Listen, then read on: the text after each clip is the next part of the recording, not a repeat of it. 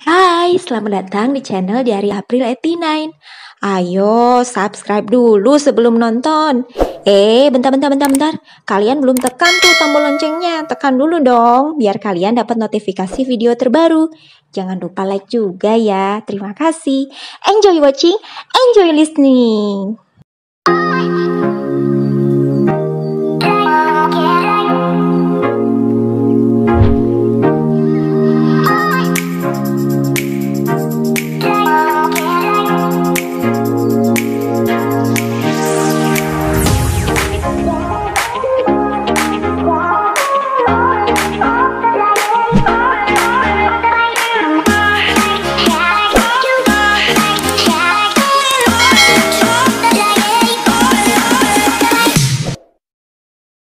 Badut yang Terdiam, karya Dika Herdian Dwi Putra, dibacakan oleh penulisnya.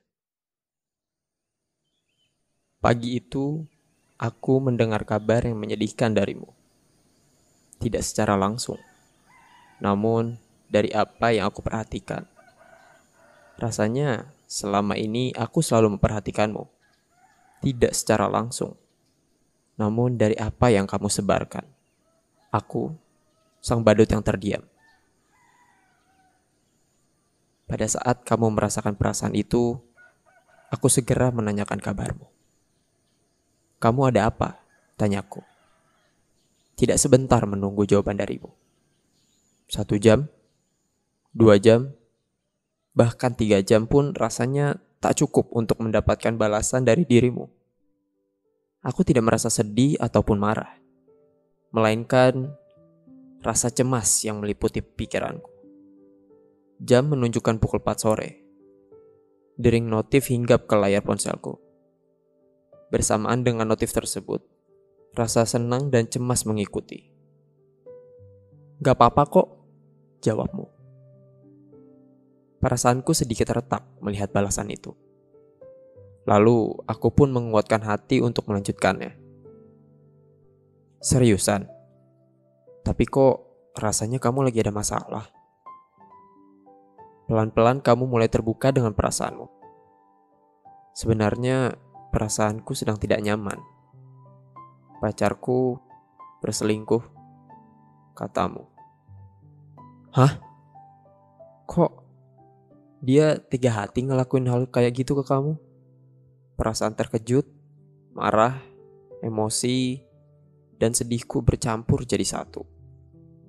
Ketika melihat dirimu diperlakukan seperti sampah. Aku mengutuk pasanganmu dalam hati. Aku bersumpah serapah dengan menggunakan apapun yang hadir di dunia ini. Iya, biasalah. Mungkin emang akunya yang udah gak menarik lagi di mata dia. Jadi, dia nyari yang lebih cantik dari aku. Balasmu dengan perih. Aku yang seketika menghela nafas panjang, merasa tertusuk hatiku melihat kamu berkata seperti itu. Aku yang memujamu di setiap waktuku.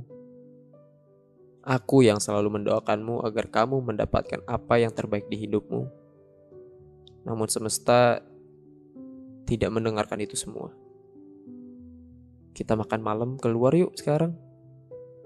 Biar kamu juga gak di rumah aja sambil mikirin dia. Oke, jawabmu.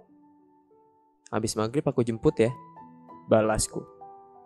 Iya, sampai ketemu nanti. Jam masih menunjukkan pukul 4 sore. Namun dengan perasaan termotivasi ini, membuatku amat sangat membara. Semangatku meluap-luap. Aku mulai bersiap. Baju apa ya yang aku kenakan nanti? Apa yang harus aku bawa nanti ya? Bagaimana cara berbicara dengan dirimu itu nanti? Muncul semua pertanyaan itu seketika. Namun, segalanya kutepis dengan rasa optimis bahwa aku nanti bisa menghibur dirimu. Lalu, aku melanjutkan persiapanku. Azan berkumandang.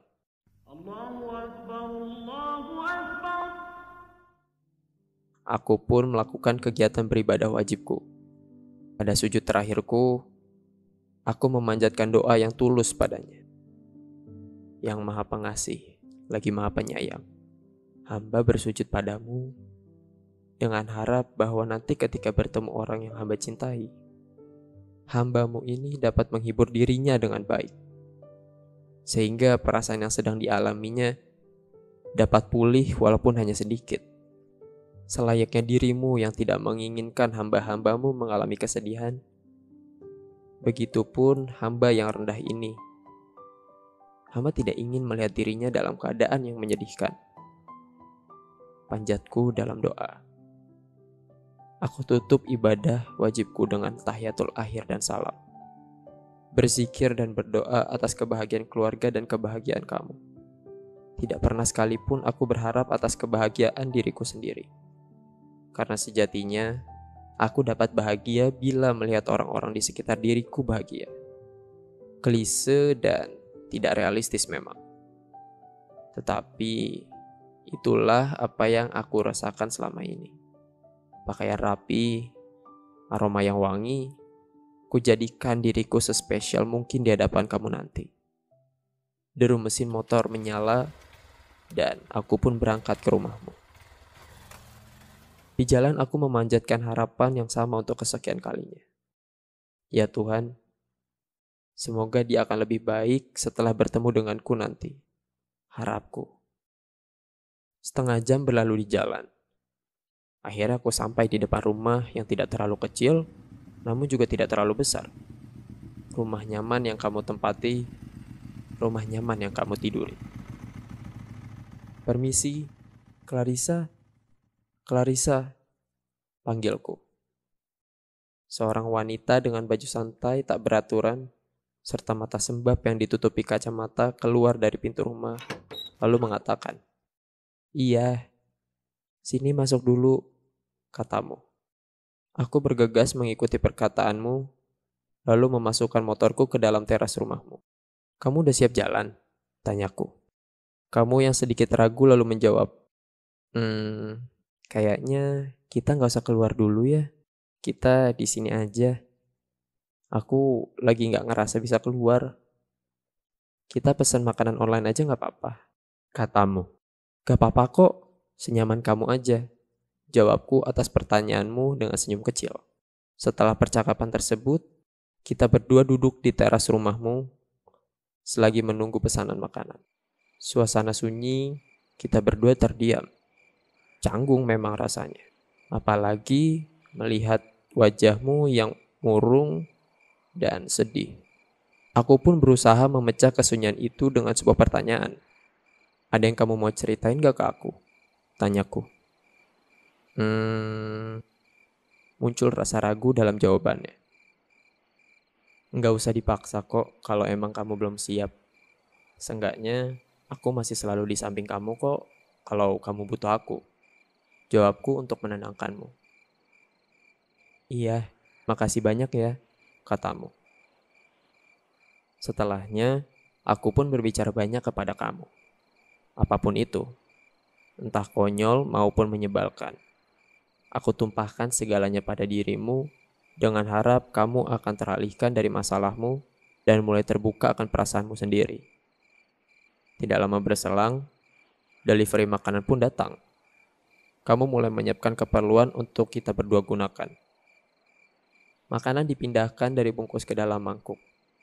Kita berdua berdoa dengan kepercayaan masing-masing, lalu menyantap makanan dengan perlahan. Segala yang kamu lakukan terhadap makanan tersebut amat sangat mencerminkan perasaanmu. Kamu hanya menyantap hidangan tersebut dengan mengaduk-aduk makananmu dan memakannya perlahan. Ekspresimu yang muram, wanita cantik yang biasa tersenyum, kali ini murung tak berujung. Tatapanmu kosong, seakan kehilangan arah. Aku hanya terdiam di sampingmu, mengisyaratkan bahwa aku masih di sini untuk menopangmu ketika kamu ingin jatuh. Tidak berselang lama, kamu membuka mulutmu dan mengatakan sesuatu. "Menurutmu, aku kurang apa sih? Sampai-sampai dia hianatin aku?" tanyamu. "Kamu mau opini dari sudut pandang aku atau sebagai laki-laki?" jawabku atas pertanyaanmu. "Yang mana aja deh bebas," jawabmu.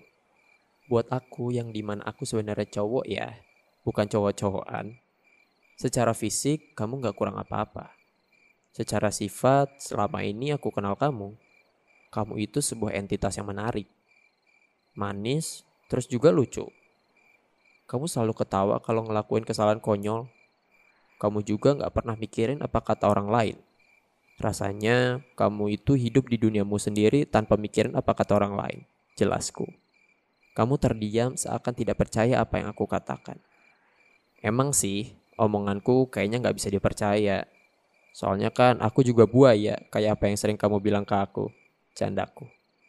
Kamu sedikit terkekeh atas candaan kecilku. Melihat kamu yang sedikit membaik, perasaanku juga ikut senang. Cuman kalau boleh jujur, aku sedih ngeliat kamu yang kayak gini. Kamu boleh sedih. Kamu boleh nangis. Tapi aku harap kamu gak tenggelam sama perasaan kamu sendiri. Kayak yang aku sering bilang ke kamu. Kamu kalau butuh sesuatu dalam keadaan apapun, ya bilang aja ke aku. Kataku. Iya, makasih banyak udah selalu ada buat aku. Balasmu.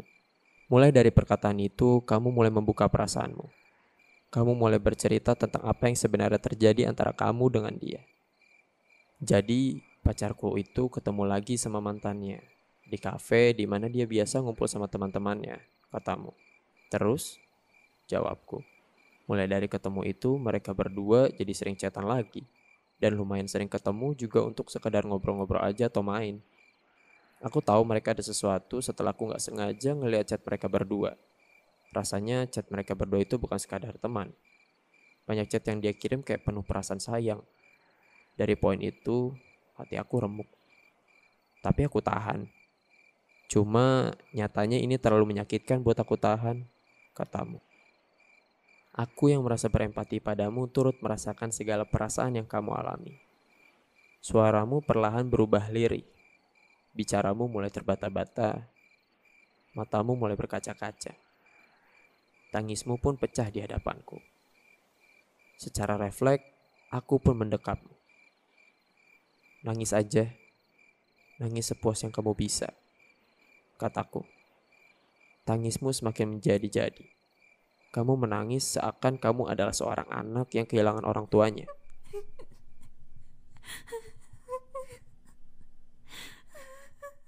Beberapa waktu berlalu, tangismu pun akhirnya berhenti walau masih diikuti oleh suara sesenggukan. Makasih banyak udah ada buat aku di momen yang kayak gini. Akhirnya aku nunjukin sisi lemah aku ke kamu, katamu. Iya, sama-sama. Selagi aku bisa bantu kamu, kenapa enggak ya kan? Kalau untuk urusan sisi lemah, itu mah nyantai aja. Kamu juga kan manusia, bukan malaikat yang selalu bisa tampil sempurna, jawabku. Iya ya, bener juga, balasmu. Aku merasa sangat senang karena di momen tersebut aku merasa seperti pahlawan. Menyelamatkan orang dari kondisi menyedihkan dan bisa membuat orang tersebut kembali tersenyum. Senyum yang muncul di wajahnya bahkan lebih berharga daripada sebuah mutiara. Tidak lama waktu berselang, aku pun pulang dari rumah Clarissa dengan keadaan bahagia. Aku merasa seluruh harapan dan doaku dikabulkan oleh Tuhan. Semesta mendukungku dengan caranya sendiri. Aku merasa sempurna malam itu. Setelah momen tersebut, aku dan Clarissa kembali ke momen pribadi masing-masing. Aku dengan kegiatanku dan dia juga dengan kegiatannya. Hari-hariku masih diliputi rasa bahagia semenjak pertemuanku dengan dia di rumahnya. Sampai suatu hari, ia memberikanku pesan. Putra, katanya. Iya, kenapa? Jawabku. Aku sama Ivan balikan lagi. Dia janji udah gak mau berhubungan sama mantannya lagi. Dia juga udah hapus kontak mantannya, balasnya. Seketika duniaku terasa hancur. Semua warna menjadi abu-abu. Suara sekitarku menjadi bisu. Aku benar-benar kacau. Di bagian lain diriku berkata sesuatu. Terus kenapa kalau Clarissa balikan sama Ivan? Toh aku juga gak bakal bisa dapetin dia, pikirku. Sampai akhirnya aku dapat menyimpulkan segalanya. Bahwa memang tugasku hanya sekadar membuatmu tersenyum dan tertawa, bukan memilikimu sepenuhnya. Karena sejatinya, aku hanyalah seorang badut yang terdiam.